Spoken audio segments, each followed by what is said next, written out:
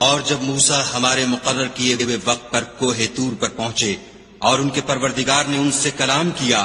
تو کہنے لگے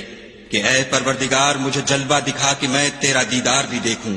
پروردگار نے کہا کہ تم مجھے ہرگز نہ دیکھ سکو گے،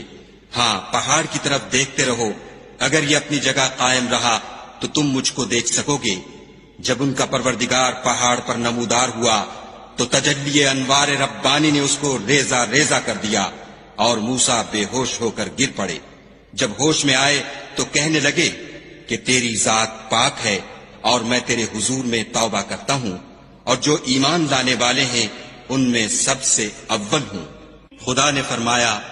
موسیٰ میں نے تم کو اپنے پیغام اور اپنے کلام سے لوگوں سے ممتاز کیا ہے، تو جو میں نے تم کو عطا کیا ہے اسے پکڑ رکھو اور میرا شکر بجا لاؤ۔ اور ہم نے تورات کی تختیوں میں ان کے لیے ہر قسم کی نصیحت اور ہر چیز کی